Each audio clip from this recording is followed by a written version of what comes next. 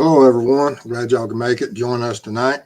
We're going to be talking about some of the Ci-CLOPS programs and looking up some clusters and how I was looking at it, preparing for the show, and found a interesting cluster up in Tulsa, Oklahoma from the mid 70s. So we decided to do a show about that tonight. Also, I'm going to give a notice up front here. Tonight's show will not be as long as normal for the fact that at 9 o'clock, Christian behind the crime door, who has been sick for a few days, has asked me to be her first guest host and do her show. So at 9 o'clock, I'm going to be moving over there. So anyone that wants to come over there with me, you get to see me for another hour or so, or 2 hours. I don't know ever how long she wants me to run her show. That's what we'll do. But I just wanted to let everyone know up front, and I'll also be telling everybody at the end of the presentation and then at the end of the show, just follow us over there and you'll get your fill of me tonight. But we're going to be looking at the Girl Scout murders that happened in the mid 70s in Tulsa tonight, and also other similar crimes that occurred in the area during that time period, and the individual they suspect of the Girl Scout murders who was acquitted. And we'll be looking in that case file, showing how to look at some of the other characteristics of certain crimes that were committed in that area, and how Ci-CLOPS allows other people to look at information and see similar type of crimes or similar types of manners of death and things, and so that you'll have a grasp of how this system works. But that being said, we'll get started. All right. As always, a little brief bio. This is Mrs. Steve, and I'm Steve. I'm retired law enforcement, had 20 years of service. Started off working in the jail, worked on the road, and eventually into investigations. During that time period, I had all different types of training, from SWAT all the way into becoming a state certified crime scene tech. With that crime scene tech in my background, I was able to go into investigations and use it to its fullest. And I had a pretty good career with the investigations, working everything from simple, crimes, burglaries, all the way up to homicides. But then I retired.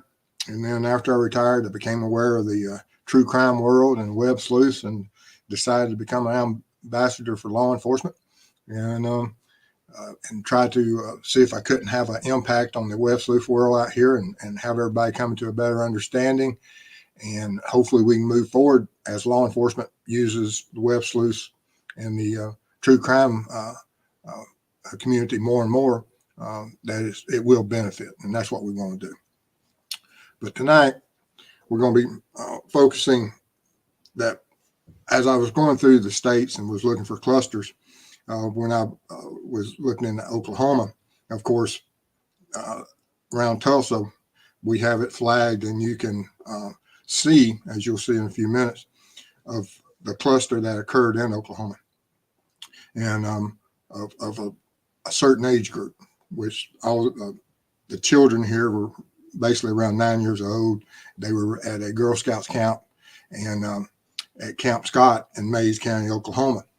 And like I said, this is 1977, and from the June the 12th to June the 13th, during those night hours, is when they were murdered.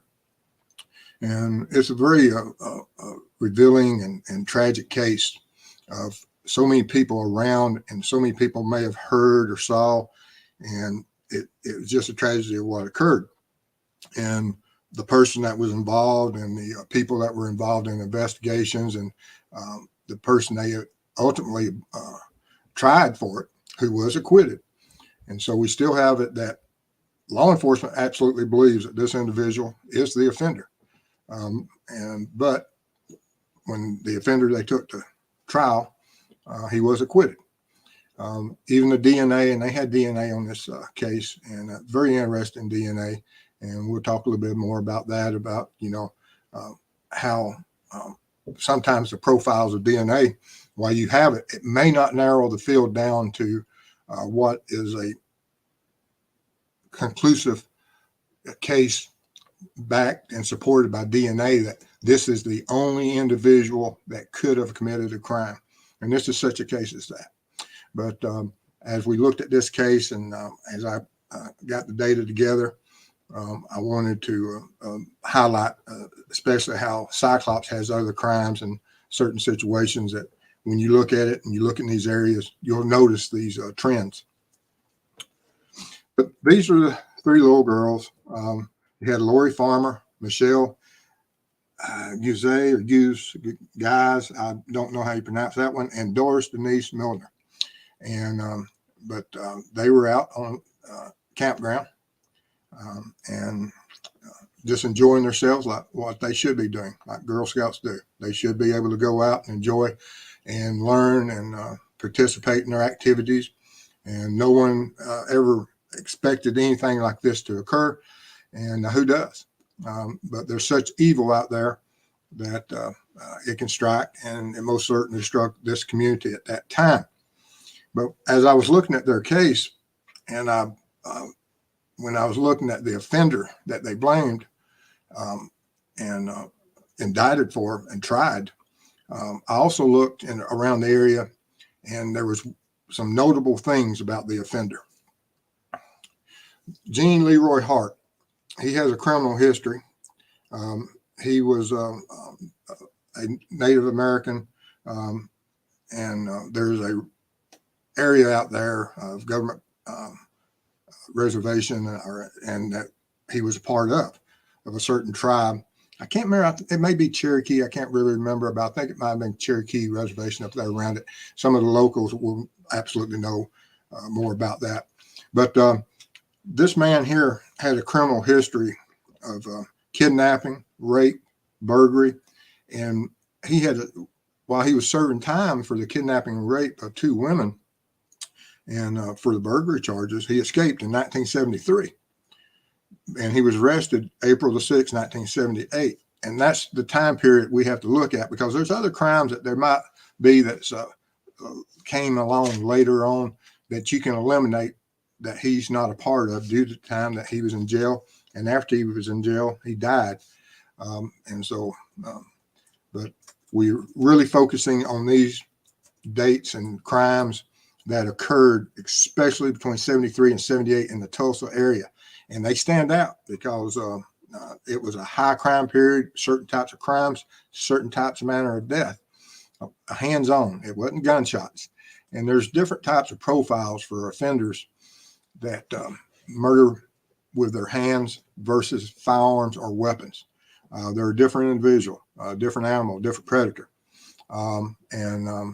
It's sad that these individuals exist out there, but he's one of them. Now, one of the victims did die from a stabbing, and we'll talk about that case in specific because the coroner spoke about the similarities with other murdered victims at that time. He didn't relay what similar activities they were, so it was very interesting. And as I was studying into the background of this individual. But there was a DNA profile from the victims of the Girl Scouts murders, but it came down to like 1 in 7,700 individuals of a similar indigenous Indian background that would have that same limited DNA profile that they were able to gather. And so when you're looking at such a high number of individuals that could have it in that area, then of course you don't have that ability to conclusively say that this is the individual. Although law enforcement and the sheriffs absolutely believe that he was the individual. And so, they weren't able to bring it off in court and prove that, but most certainly they looked at it and believe so. And I suspect him in far more homicides and of similar, as we'll see some of the victims here in a minute. But Camp Scott, Mays County, Oklahoma, over here on the right-hand side of the screen is where the campground was, where the girls had the, where they were murdered. But as you see here on our diagram, it's just a capture I did from the Oklahoma area. And all the red dots up there around Tulsa our victims, the red, blue, and yellow, because the Mr. Hart, he wasn't one of a certain age. He was connected to the murder of these young children, Girl Scouts, but he also was convicted for the rape and kidnapping of 2 older pregnant women. And so his age range and violence against females was extremely notable. And are there certain predators out there that way? Yes, as we can see with this individual that they looked at and was able to narrow down and say that more than likely, and from his background and the evidence they had against him, not just DNA, but the other evidence. And but in 1977, the Camp Scott, it was a Magic Empire Girl Scout Council. It was one of their keystone Tulsa base areas of a campground for these children. It was along a couple of creeks out there, 410-acre compound. But after the murders, of course, it ceased to exist, and it's abandoned now. It's still out there. I don't know who owns the property now, but it's, like I said, it's abandoned, and there's where will it be in the future? I have no idea. But I just wanted people to see that this individual situated between Tulsa, the reservation, and this area here was extremely remote. And the Girl Scout Council, of course, was sued, and because there was a certain incident that happened prior to this, whereas another one of the Girl Scout leaders had found a note saying that such a crime was going to occur, which I find interesting. How much credibility is in that, for the fact that within the note you could say that it was almost predicting exactly what was going to happen. And sometimes even when you have that, why is that reported? Who created that? And was it this individual? And was he that far-sighted that he knew what he was going to do? But it was interesting, and he would have had time if he was in the area, and that from that leader, her area had been ransacked, which is indicative of a burglary. So it's well within his profile of how he committed certain crimes. And so when you're looking at Ci-CLOPS and you find where a serial offender has been arrested, or an offender has been arrested, may not be serial at that time when you first find him, but if you go into a certain area and there's this issue of someone has been arrested for some horrible crime, go in there and look in whatever databases you have access. If it's Ci-CLOPS, absolutely use Ci-CLOPS. But if there's other databases out there, because Ci-CLOPS only covers the younger ages, 19 and below. But if you have your database or your victim that was has been victim of someone that was arrested for a horrible crime, and his potential is a certain age bracket, use whatever databases you got. Go in there and look at it, and look at similar victims that died in similar manners of death, and identify, because there's a lot of databases out there that you can find these clusters in. And through that means of us helping law enforcement, we can have a great impact. And that's what we want to do. We want to have a bigger impact that we can as we move forward with and look for these predators. But the other murder victims that happened, as you can see here in Tulsa during this time period, you had one young male, I think he was 12 years of age, that was out near his residence playing and along the wood line and in a isolated area. And the article with it was that he was kidnapped and he was found later strangled, which falls within his wheelhouse of what Mr. Hart did. He was someone that would kidnap, had it in his history, and he strangled or hands-on all his victims. And it was within the time frame that he was out running within that region. And you don't see that after, you don't see these crimes before he was out, before he escaped, and there's only like one crime after he was arrested and after he died that occurred, I believe, in that area, that was strangled. So do I think, based on what was occurring in Tulsa during these critical years between his escape and before he was arrested, that we have a high number of victims that died by an individual that was hands-on. So it's something to look at. Now, I believe Raggedy Susan is the one that said that she's from Tulsa. And so most certainly, Raggedy Susan, if you would send me an email, I'd love to have your input and a couple of things I might want you to look at out there. But Marie Rosenbaum, she was stabbed April of 75. And I looked at all these victims as, we only have one that was stabbed.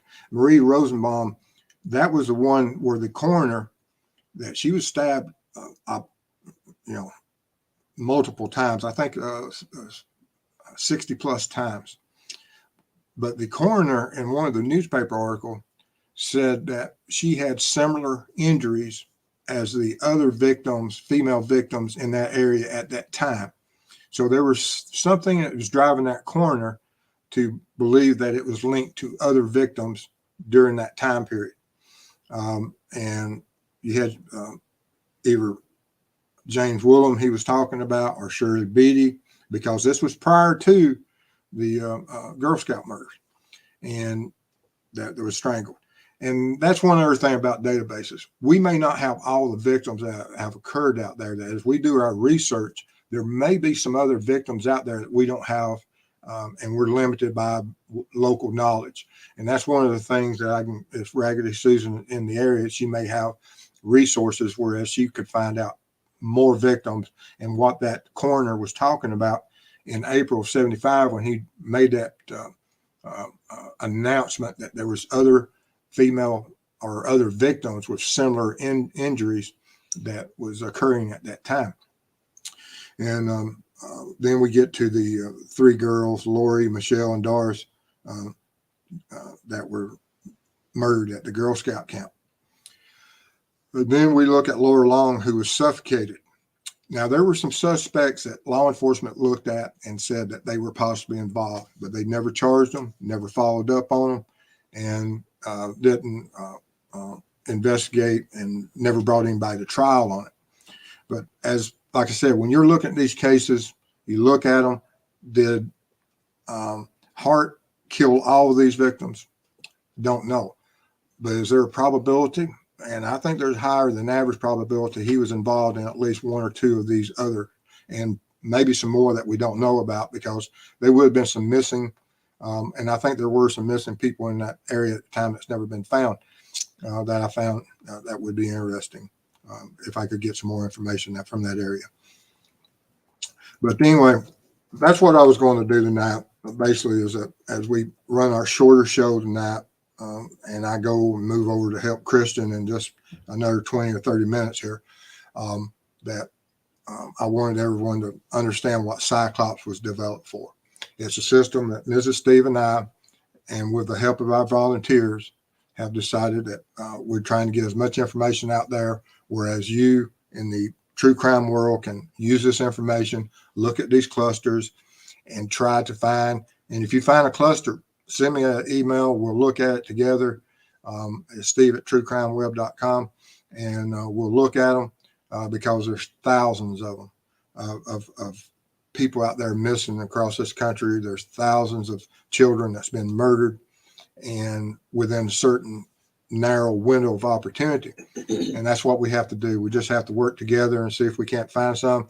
If we can link some together and let law enforcement know, we can get one more predator off the street, if working together, hopefully. And so that's what we're going to be trying to do. But with that being said, we'll get into any questions. Oh, Charlie, thank you. Thank you for the super sticker. Thank you. That means a lot to us. We appreciate everybody's support, and it just means so much to us. Thank you. Very nice of you. Oh, you're waiting on me? Oh, she's getting messages. Always. We always get messages. All right. right, let's see here. All right. And we're going to start with Molly. The Girl Scout murders were so tragic, and he was acquitted. Sad. It is Awful. That is just... It is terrible. And then the DNA profile, because he was acquitted in 1979, which you're looking at pre-DNA. They were already in the process of coming along with it, but I think in the late 80s is when DNA really started making a leap, and you could submit for analysis and getting these profiles. So until the late 80s, early 90s, that's when as far as the crime scene stuff, that we started getting that we could submit certain samples and certain collections of evidence to be analyzed for DNA, and that it was a long process. So when he was acquitted in 79, I don't know if they even had even started allowing it in court, because it took quite a while for the DNA to be admitted to court. It took a lot of experts and a lot of science to get it there. All right. And double rainbows. To me, hands makes it more personal. It does, because, it's noted that when you hear these people talk about these psychologists, psychiatrists, that, and just from the criminals themselves I've talked about, and I spoke with some of them, and some of these guys are absolute animals, but to absolutely have contact with a victim as they die and feel a life leave them, it takes a different type of animal than shooting someone. And Molly, 1838, Cherokee Nation, many members marched from North Carolina to Oklahoma to a reservation, Trail of Tears. Yes, it did. Absolutely. It's a terrible part of our history. And Nadia, double yes, more personal. I agree. All right. And Just Mike, I'm in Oklahoma where this occurred at. And like I said, any of y'all that's in the area, if y'all have some more information about some other victims, let me know. Send me whatever articles you've got. We'd like to get them into the database, first of all. But also, I'd like to look at that. If you look in there and you see some of the names that's already there. But if you've come across some names of individuals that we don't have, I'm interested in looking at this case a little bit more. Olivia, too, says it in one word, monster. Oh, yes. All right. And America True Crime, I grew up hearing about the case. Oh, interesting. We got a bunch of people from out in that part of the country now. Interesting. Yes, it is. And double rainbows, using hands, he can better feel the life passing away from his victims. Same thing you said. Yeah, I've been in a lot of one-on-one or multiple on one, me being the one, but I've never even thought about that process. I mean, when you're fighting and you're fighting for your life, but it's a different mindset of an individual when he's trying and he is going to kill someone and use his hand. It just never even crossed my mind that, when I'm fighting to defend myself, that's not something I think of. In Jethro, I live in Tulsa. Goodness. Wow. I don't know what the mathematical statistics on that is, but that's interesting. All right. And Molly, how old was the murderer when he killed the Girl Scouts? I think he was a young man when he died. I think he was only in his 40s, early 50s. Oh, Molly answered that one. Hart was 39 when he died in 1979. Didn't realize he died that long ago. I knew he was young, but he was working out and had a heart attack working out in the yard of the prison. That's a shame. Yeah. All right. And Sweet Caroline. And look how many years ago that was. Ooh, creepy. Yeah. Double rainbows. Kudos to that coroner for noticing the difference. Yeah, and I like I said, it was interesting. He said that, but he just doesn't go into more detail what he meant. And so when I looked at it, at the cases that we had in the area, I only had 2 other cases. So that it means that there's others out there that we don't have. And I appreciate everyone that's here from Tulsa tonight. Like I said, if you find any other between, let me go the right way. The other way. Mm-hmm. Between 73 and 78, especially where they died by strangulation or anything with hands on and no firearm, let me know. All right. And America True Crime. So the murders, when we see a pattern, we can enter or send those in. Sure, send them to me and we'll discuss them because, like I said, that's what we're about. We want to discuss them. If we can build a pattern and it's something that we feel that needs to be tipped into law enforcement, that's what we want to do. Because I just went into the 70s because it was one that popped up in that area, and I found some interesting information on it. And I felt that it was something I could easily show other people how that Ci-CLOPS works. And America True Crime, I mean, missing clusters too. Absolutely. We Sure, looked at sure. all of them. Yeah, we look at all of them. Mm-hmm.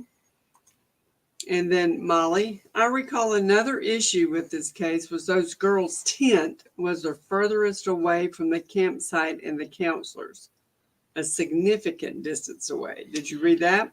Yes, and there was some of the articles you read about some of the other children heard noises during the night, and they just put it off to something else because you don't recognize or realize that there is a monster outside your tent, and they just went back to sleep rather than going out. I think even one of them went out to investigate and didn't see anything and went back to sleep.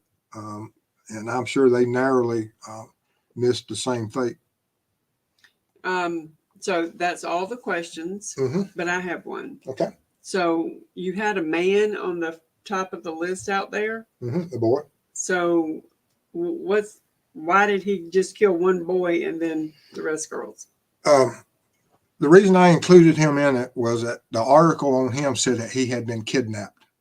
And at that time, I don't know if the term abduction was used quite, or I know in certain areas it was used, but I just saw that it stood out and that he was strangled, which met two of the characteristics of how this individual operates. He was into kidnapping and he was into strangulation. And I don't know if they noted on that young boy or not, if he had been sexually assaulted or not. I can't remember from that article. I know because I've read so many of them that had different things that were going on with that.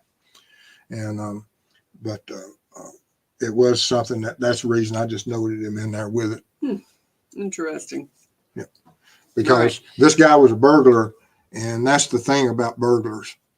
There's a lot of them in there that they go in, and if I don't know how many of you out there have ever had a burglary, but one of the highest things that is missing at burglaries that's not reported or not realized until after the crime has occurred and after they've done a police report is lingerie, women's clothing. That there's a lot of times that these individuals, these burglars, they're in there and that's what they take also. And it's not always recognized. So if you ever do have a burglary, most certainly check your lingerie and anything like that for the fact that these individuals are far more dangerous than just thieves. Okay. So let me just double check, but I think that's all of our questions on that. Was there anything else? Molly added something. Hold on. I got Canva popping in here. I remember Hart seemed to be hiding in a cave near the camp for a while. Were the other killings in rural areas with areas of shelters like caves? They occurred all around the reservation. One of the ladies that was murdered, she was an older teenager. I think she was killed like 20 something minutes away from Tulsa. But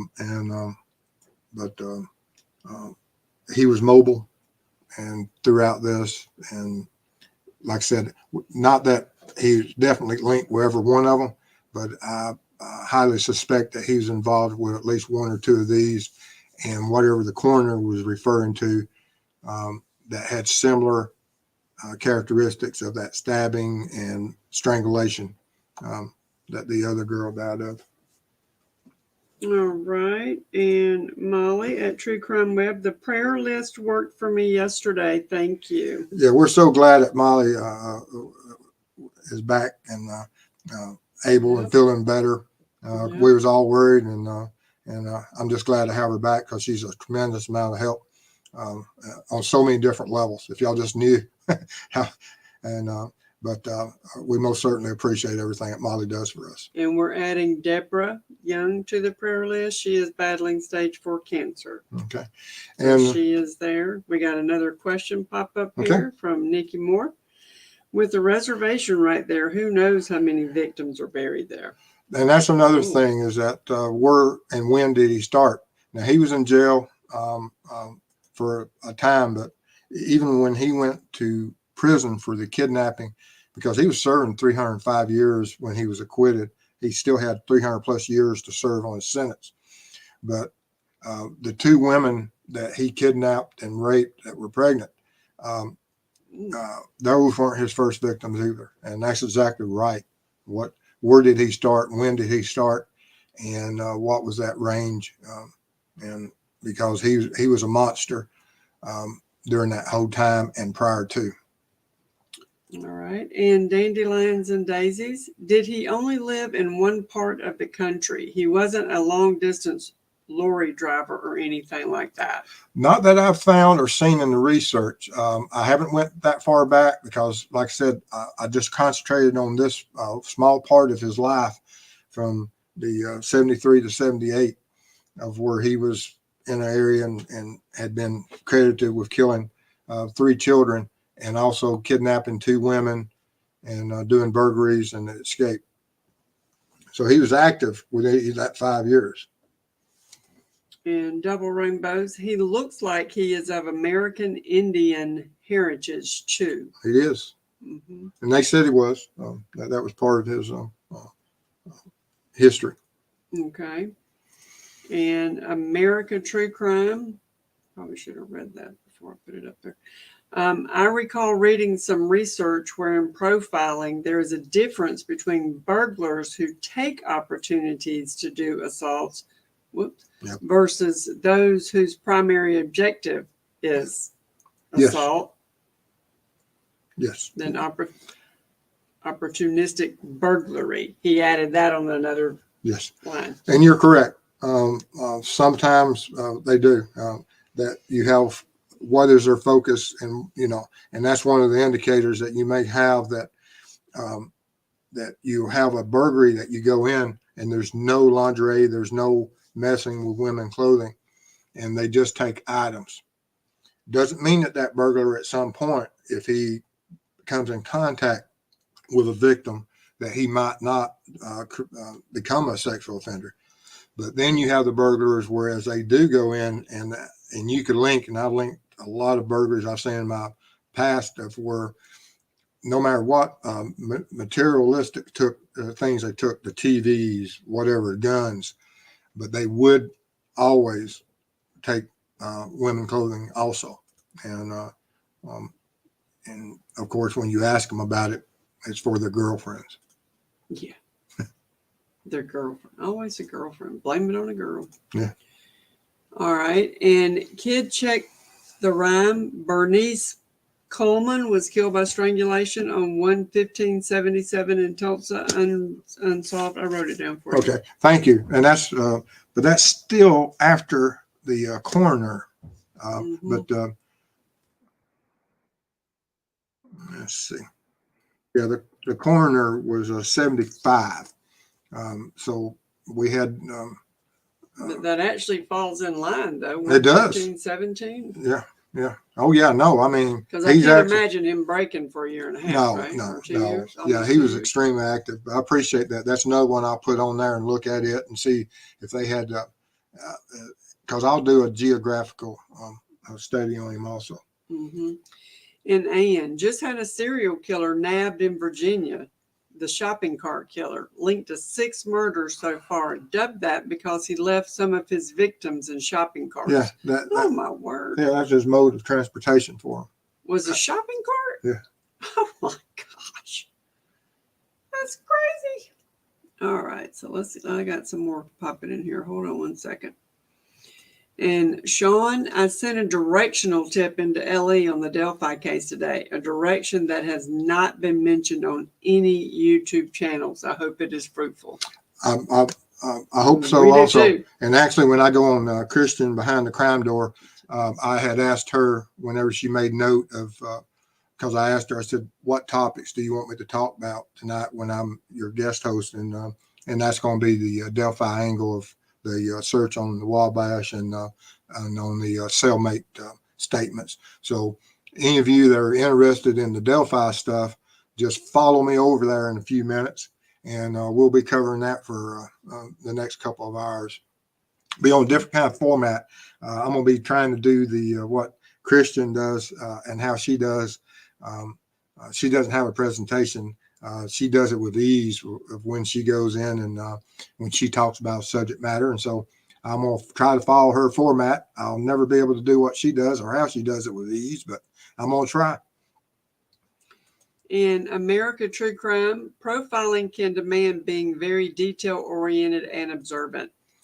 It is. And I saw some, the profiling courses that we took and the books that we studied and everything, they were very basic. It's not like some of the, these professors and these psychologists and psychiatrists that have spent most of their lives dealing with these individuals and understanding their mannerisms and the medical field of injuries and things and the emotions and the bursts of psychopaths versus a sociopath, that, they have a stronger understanding of the classical classroom understanding of what goes on with individuals.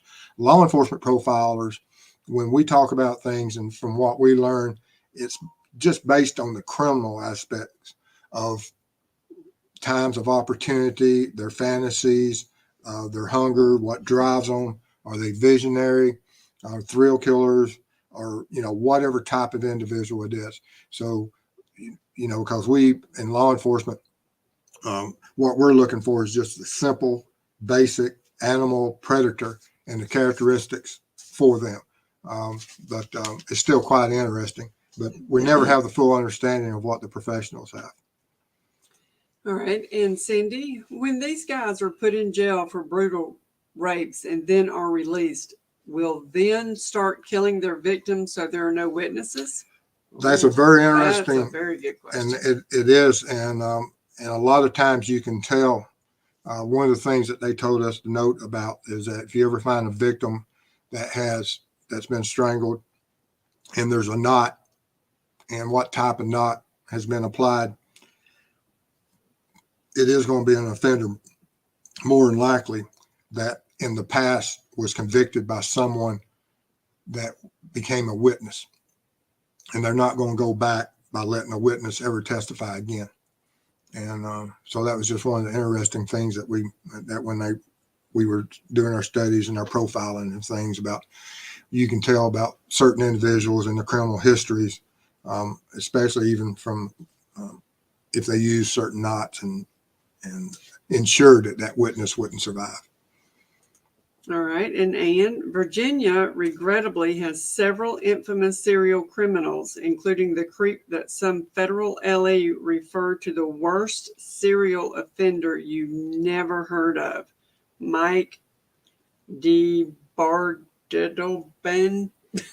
I don't know if he's the one that had the girl in the container or not. But there's some special people up in Virginia. Ooh, that's awful. Yeah, they have several unsolved cases. Ick. Let's see here. Checking convictions. I only know of one serial killer in Minnesota, the whiny voice killer. He hated women wearing red. Oh, God, he wasn't like me then. Oops. Well, yeah, that's her. Yeah, Georgia Bulldog. Absolutely. All right, let's see here. That is all the questions. All right. Are you good? Yep. You want to talk about Cyclops for a minute or so? I'm working. What am I working? I don't even know what I'm working. It's been a very long week for me. So I am Oregon's up. I'm working Idaho. I got an email from somebody, but I can't remember where it's coming from. So we've got several more coming in. If you see something that's incorrect, please don't hesitate to tell me. You're not going to hurt my feelings at all. This takes a lot of eye strain, a lot of typing. So please, please, please, please, please, just send an email to Steve. He'll be sure to tell me I messed up, okay? He will be sure to tell me. So just make sure you let me know. And then what else we got? If you're a commander and not on the private Facebook page, send me your Facebook name to Steve at truecrimeweb.com and I will get you hooked up on the commander side. And let's see here. You got some more questions. Oh, okay. Let's see here. Sean, Steve, have you ever watched Mysterious West Virginia YouTube channel? It's done very well. No, I haven't. I appreciate that. I'll look at it. Thank you. Let's see here. And Molly, she likes red too. I love red. America True Crime. At some point, I hope to hear y'all's thoughts on Debbie Collier case when some more info comes out. I've been asked to look at that case and that is weird. And of the evidence that was left behind by law enforcement. And what does it mean? Why was she that far from home? Passed up a lot of stores. So yes, it's an interesting case. And one of the reasons, because, geographically it's not that far. So at some point I will go. I just right now, we've got the trip up through the Midwest that we're about to take and still packing for it. Every day I gather stuff, either equipment or whatever it's going to take for me to work for the families that we're going to be up there assisting, and also on the Delphi part of it and other cases that I had looked at in the past. So we got a busy week when we get up there. But whenever I get back, and hopefully they'll have made great progress with the Collier case, but if not, at some point I'm going to go over there and look. But right now, it's so close to the crime scene. I don't know if law enforcement is going to go back, but they walked away from a lot of evidence. From what you can see, that the news crews went over there and they collected evidence. Just makes no sense to me. I just don't understand it. That you have pieces and parts of things that she bought in that store that's left at the crime scene and they walked away from it. I don't understand it. I'm as lost as anybody. All right. And Double Rainbows volunteering on Ci-CLOPS. Thank you, thank you, thank you. If you could please drop me an email at steve@truecrimeweb.com so we can put it in the folder, and I will follow up with you tomorrow on that one. And let's see here. And shout out to me. I sent some data about DC missing persons and it was all messed up, but she had it posted within days and photos added. Thank you so much, Aunt. Like I said, there's absolutely no way I could do that without y'all. It would be impossible. Yeah, we want to thank everybody. Yes. Yes, yes, yes. All right. So I think you're good. It's 8:45. Okay. Gives you time to get you another coffee. Get me another coffee. But like I said, I want to thank everyone. I hate that the show's so short tonight, but like Christian, I've been a long time admirer of her, and I know that a couple of shows this week she hasn't been able to do because due to her health, she's not feeling real well. And so when I contacted her and offered to do whatever I could to assist her with her community, She did exactly what Kristen does. She instantly realized of how we could work together, and I'm honored that she lets me or gives me the confidence, or she has the confidence in me to let me come onto her show and hopefully do some good and talk about the Delphi case and have a great show tonight. But I'll see y'all over there in probably about 14 minutes or so. But y'all have a great night, and see you in a few. Thanks, guys. Take care. Bye-bye.